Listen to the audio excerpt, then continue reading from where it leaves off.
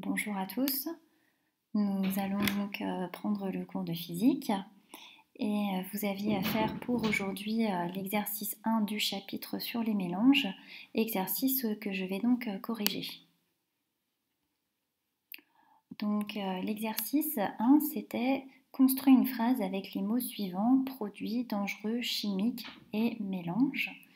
Et bien la phrase que je vous propose, c'est: il peut être dangereux de mélanger des produits chimiques. Et je vous invite à la réécrire dans votre cahier, c'est-à-dire à prendre la correction en vert dans votre cahier de cet exercice.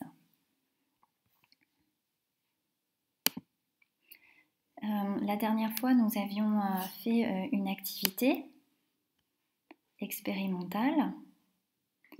Nous avions noté pour petit 2 comment faire une boisson pétillante et on avait vu que pour fabriquer une boisson pétillante, eh bien, on pouvait mélanger du bicarbonate alimentaire avec un jus de citron. Donc on avait réalisé cette manipulation et on avait remarqué que eh bien, ça avait fait une sorte de volcan. Et je vous avais demandé de répondre à la question suivante: comment sais-tu qu'une nouvelle matière a été créée? Alors la réponse à cette question, eh bien, on a vu que des bulles étaient apparues. Et donc si des bulles sont apparues, ça veut dire qu'un gaz a été créé, un gaz qui n'était pas présent quand on a mélangé notre bicarbonate avec notre liquide. Et ce gaz, eh bien, c'est du dioxyde de carbone.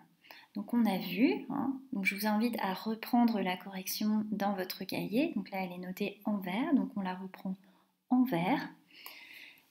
Et donc ce que l'on peut voir, eh bien, c'est quand on mélange deux produits, eh bien, on en fabrique un troisième, un nouveau, un qui n'existait pas auparavant. C'est ça qu'on a vu dans ce paragraphe. Je vous rappelle qu'on avait mélangé la fois précédente de l'eau et de l'huile. Eh bien, quand on a mélangé de l'eau et de l'huile, il ne s'était pas passé grand-chose. On avait toujours de l'eau et toujours de l'huile. Là, on a mélangé du bicarbonate et notre liquide et on a transformé la matière. Donc, on a fait ce qu'on appelle une transformation chimique.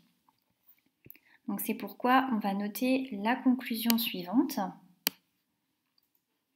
Donc, lorsqu'on réalise certains mélanges, une transformation chimique peut avoir lieu, c'est-à-dire qu'il y a disparition d'une ou de plusieurs substances chimiques et formation d'une ou plusieurs substances chimiques. Donc, quand on a mélangé notre liquide avec notre bicarbonate alimentaire, des bulles sont apparues. Donc, on a bien eu formation d'une ou plusieurs substances chimiques. Et pour qu'on ait formation de cette substance chimique, eh bien, il y a quelque chose dans notre liquide qui a disparu et il y a quelque chose dans le bicarbonate alimentaire qui a disparu. Voilà ce qui est dit dans la conclusion.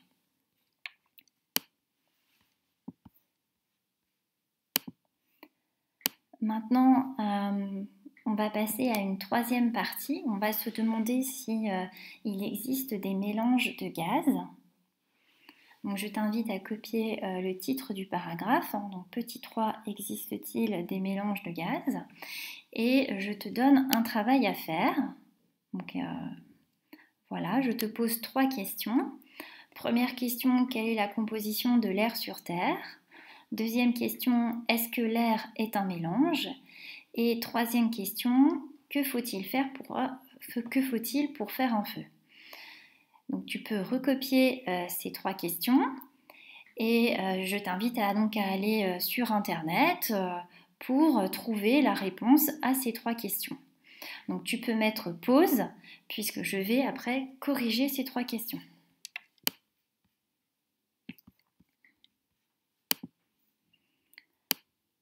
Donc je corrige ces 3 questions. Quelle est la composition de l'air sur Terre? Alors nous, on va prendre une composition simplifiée. Tu auras peut-être trouvé des résultats beaucoup plus détaillés sur Internet. Mais globalement, l'air est composé essentiellement de diazote et de dioxygène. Donc j'insiste bien sur diazote et de dioxygène. Bien souvent, les élèves me disent que dans l'air, il y a de l'oxygène. Non, il y a du dioxygène et il y a du diazote. Question B, est-ce que l'air est un mélange? Bien oui, c'est un mélange puisqu'il est composé de deux substances, le diazote et le dioxygène, et on peut même dire que c'est un mélange qui est homogène, puisque à l'œil, on n'est pas capable de distinguer le diazote du dioxygène dans l'air.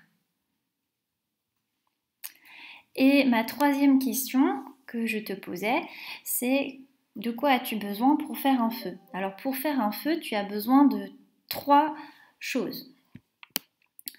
Tu as besoin d'un combustible, c'est ce qui va brûler, par exemple du bois, une bougie. Tu as besoin d'un comburant, c'est ce qui va faire brûler. Alors ce qui fait brûler généralement c'est le dioxygène. Et tu as besoin d'une étincelle pour amorcer le feu. Alors juste pour te donner un exemple avec le comburant, quand tu fais un barbecue, tu as toujours quelqu'un qui agite une feuille devant le barbecue et ça ravive le feu parce que tu rapportes de l'air. Donc tu rapportes bien quelque chose qui va faire brûler.